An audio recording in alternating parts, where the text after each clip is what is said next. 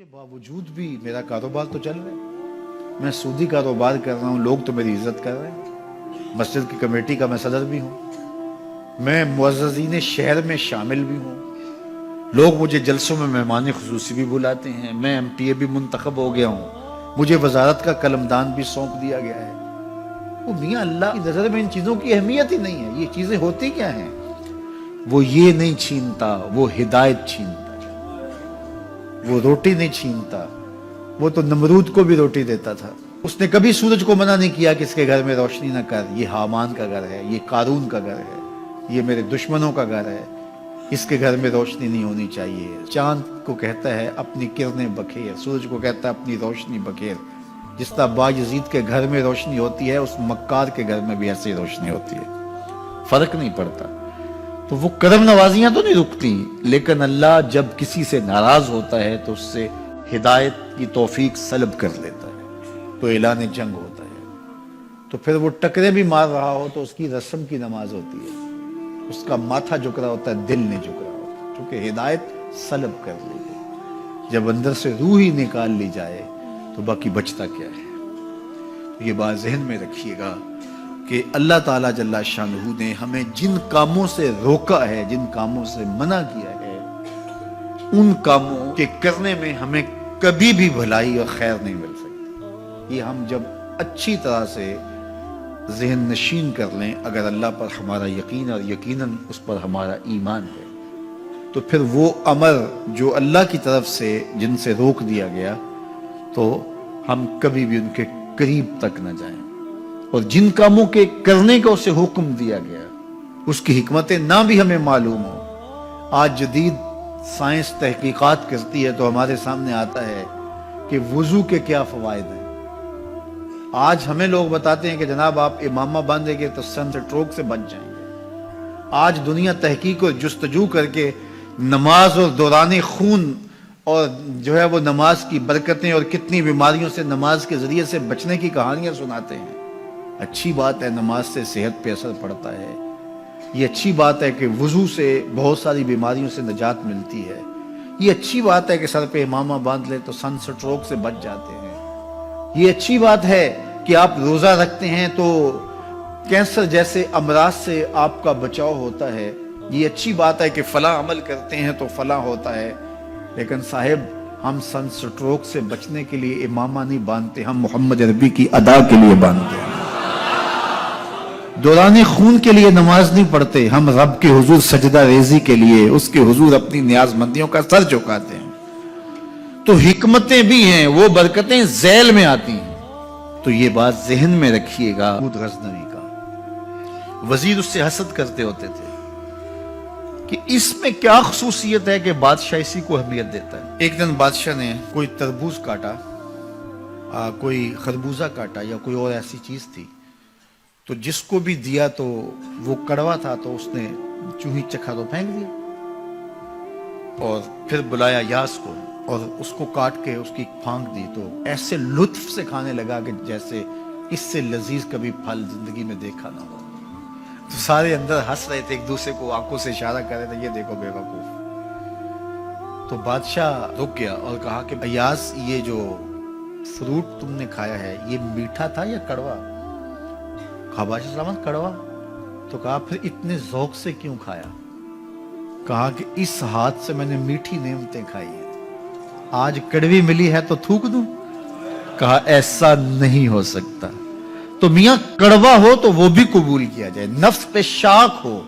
کڑوی وہ چیز ہوتی ہے جو نفس پہ شاک ہوتی ہے، نفس کرنا نہیں چاہتا، لیکن اس کے باوجود تمہارا دل کہے نہیں، یہ مالک کی طرف سے ہے۔ سخت سردی ہے، گرمی کی شدت ہے، پانی ٹھنڈا ہے اور موسم سرد ہے، پانی گرم ہے اور موسم بھی گرم ہے، رات کا پچھلا پہر ہے، تھکے ہوئے ہیں، لیکن آپ اس کے باوجود بھی اپنے رب کے حکم کو بجا لاتے ہیں۔ نفس پہ شاک ہے لیکن سینے میں ٹھنڈ ہی نہیں پڑتی جب اس کے حضور سجدہ ریزی نہیں کر لیتے۔ تو اس کے حکموں کو بجا لانا اور اپنے نفس کو پیچھے کر دینا اور اپنی خواہشات کے گلے پہ چھری پھیر دینا اور مالک کی رضا میں اپنے آپ کو گم کر دینا، یہی زندگی ہے اور یہی بندگی ہے۔ تو اس لیے مجھے اور آپ کو اس بات پہ غور اور تدبر کرنا چاہیے کہ ہم اس مختصر زندگی کو اللہ کے احکام کی مطابقت میں گزارنے کا عزم کریں، وہ بات چھوٹی سے چھوٹی ہو یا وہ بات بڑی سے بڑی ہو، وہ احکام ہماری زندگی کے اندر نافذ العمل ہو۔ میں پھر وہ بات کہوں گا جو بار بار کہتا ہوں کہ میرے بزرگ ہم سے کہا کرتے تھے، یہ نہ ہو کہ لوگ تمہیں پوچھیں تم کون ہوتے ہو اور تمہیں بتانا پڑے کہ ہم مسلمان ہوتے ہیں۔ فرمایا کرتے تھے صاحب نہ کسی کو پوچھنا پڑے نہ تمہیں بتانا پڑے، تمہاری وضاحت، تمہارا طرز زندگی، تمہارا انداز معاشرت ایسا خوبصورت ہو، تم دور سے آ رہے ہو لوگ پہچان کے کہیں وہ دیکھو محمد عربی کا غلام آ رہا، تم شکل سے پہچانے جاؤ، تم کردار سے پہچانے جاؤ، تم وعدے سے پہچانے جاؤ۔ کتاب کا نام ہے بشر القیب فی لقاء الحبیب۔ حضور علیہ السلام کی ملاقات کے حوالے سے یہ کتاب امام سیوطی علیہ رحمہ کی مصنفہ ہے۔ اس میں ایک واقعہ انہوں نے لکھا کہ ایک شخص قبر میں اترا اور نکیرین آئے اور انہوں نے سوال و جواب کا سلسلہ کیا، من ربوں کا، ما دینوں کا۔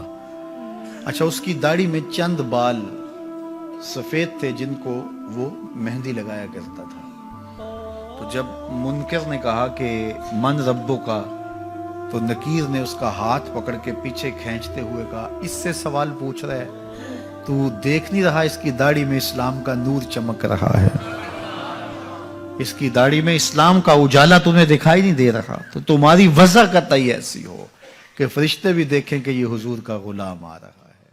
اللہ کے ذکر سے رخ پھیر لے، اللہ کی یاد سے رخ پھیر لے، اللہ کے دین سے اعراض کرے، تو پھر خدا شناسی، قناعت، توکل اور اعمال خیر تو اس سے چھن ہی جائیں گے، اس کو خود فراموشی کے عذاب میں مبتلا کیا جاتا ہے۔ اور قرآن مجید نے ایک دوسرے مقام پہ ارشاد فرمایا، وَلَا تَكُونُوا كَالَّذِينَ نَسُوا اللَّهَ فَأَنسَاهُمْ أَنفُسَهُمْ۔ ان لوگوں کی طرح نہ ہو جانا جنہوں نے رب کو بھلا دیا، وہ بھول گئے، اپنے رب کو بھول گئے۔ غفلت ایسی طاری ہوئی، سویر سے لے کر شام تک اور شام سے سویر تک دنیا دنیا اور دنیا ہی مقصد حیات بن گیا۔ دنیا میں آئے کس لیے تھے، مقصد کیا تھا، بھول گئے۔ میلہ دیکھنے کے لیے آئے تھے، گھر کا راستہ بھول گئے۔ اللہ اکبر۔ تو فرمایا تم ان لوگوں کی طرح نہ ہو جانا۔ پھر اللہ نے انہیں سزا کیا دی، رزق کے دروازے بند کر دیے؟ نہیں۔ ان کی سانسیں چھین لی؟ نہیں۔ سورج کو حکم دے دیا اس کے آنگن میں روشنی نہ بھیجنا؟ نہیں۔ چاند کو چاندنی بکھیرنے سے روک دیا؟ نہیں۔ آب و ہوا روک دی گئی؟ نہیں۔ انہیں کیا سزا ملی جنہوں نے رب کو بھلا دیا؟ فرمایا فَأَنسَاهُمْ أَنفُسَهُمْ، اللہ نے انہیں ان کی ذاتوں سے انہیں بے خبر کر دیا۔ جو خدا فراموش ہوئے وہ خود فراموش ہو گئے، انہیں اپنے آپ سے ہی آگاہی نہ رہی۔ اور مجھے بتاؤ، جسے یہ بھی نہ پتا ہو کہ میں کون ہوں، اپنی شناخت جو بھول جائے، اس کے پلے ہوتا کیا ہے؟ اقبال نے کہا تھا نا، اپنے من میں ڈوب کر پاجا سراغ زندگی، تو میرا نہیں بنتا تو نہ بن، اپنا تو بن۔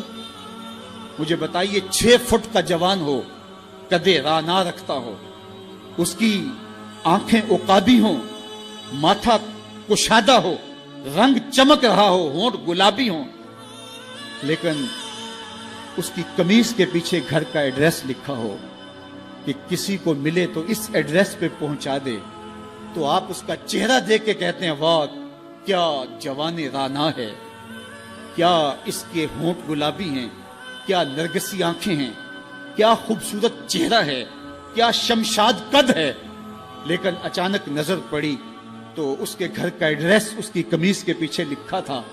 آپ نے کہا میں نے دور سے دیکھا، اس کا تو توازن عقلی ہی ٹھیک نہیں، یہ تو بیچارہ جو ہے وہ پاگل ہے۔ تو قد کاٹ ہونے کے باوجود گھر کا ایڈریس پیچھے لکھ دیا گیا، تو اب ہر کوئی سمجھتا ہے کہ یہ بیچارہ فہم و ادراک کے نور سے خالی ہے۔ قدے رانا پہ ترس آنے لگ جاتا ہے، اور وہ آنکھیں جن میں ڈوب جانے کو، جھیل جیسی آنکھوں میں غوطہ لگانے کو جی چاہتا تھا، تو اب ترس آنے لگ جاتا ہے کہ یہ بیچارہ تو خود فراموش ہے۔ اللہ فرماتا ہے جس نے رب کو بھلا دیا، تم یہ نہ دیکھو اس کے بنگلے کتنے ہیں، یہ نہ دیکھو اس کے پاس کوٹھیاں کتنی ہیں، ये न देखो इसकी चमकती हुई कितनी लंबी गाड़ी है, ये न देखो कि आली नस्ब टाउन के अंदर इसका घर है, ये न देखो इसका बैंक बैलेंस कितना है, हाँ ये भी ना देखो इसके पास वजारत का कलमदान है, ये भी ना देखो कि ये वजारत उज़्मा की कुर्सी पे बैठा हुआ है, ये भी ना देखो कि इक़्तिदार की मस्तक पे झूलता है, ये भी ना देखा हो कि ये डाइस पे खड़े होकर नारे लगाता है, लोग आगे से जवाब दे के वाह वाह के डोंगरे बरसाते हैं। कहा इसकी कमीज के पीछे लिखा हुआ एड्रेस पढ़ लो, फ़अनसाहुम अनफुसहुम, ये वो शख्स है कि जो अपना पता भूल चुका है, जिसे पता ही नहीं कि मैं कौन हूं, इस दुनिया पे आया क्यों, जो आके भूल गया है, इसे घर का रास्ता ही नहीं मिल रहा और ये भागा फिर रहा है दुनिया के अंदर। क्या बताएं हबाब क्या कारनामायां कर गए, बीए किया, नौकर हुए, पेंशन मिली और मर गए, जिंदगी का मकसद ही नहीं मिला। कहा जो इस दुनिया में अंधा रहा, कल कयामत के दिन भी नाबीना उठाया जाएगा। उससे इन आंखों की बेनूरी मुराद नहीं है, उससे दिल की बेनूरी मुराद है। इसीलिए इकबाल ने कहा था, दिल बीना भी कर तलब खुदा से, कि आंख का नूर दिल का नूर नहीं है, आंख का नूर और है, दिल का नूर और है। तो हम दुनिया की मादी चमक को देखते हैं, मेरा मालिक कहता तुम्हारा दिल सुथरा होना चाहिए, तुम्हारा मुंह काला हो तो कोई बात नहीं है, दिल काले नालों मुंह काला चंगा, जे को ये रमज पछाने हो। असल तो दिल की पाकीज़गी है और दिल रब के साथ वाबस्ता हो, उसके रसूल के साथ वाबस्ता हो। तो जिसने अल्लाह के दीन से रुख फेरा, एराज किया, तो फिर उसका नतीजा क्या हो कि उसकी जिंदगी तल्ख हो जाएगी।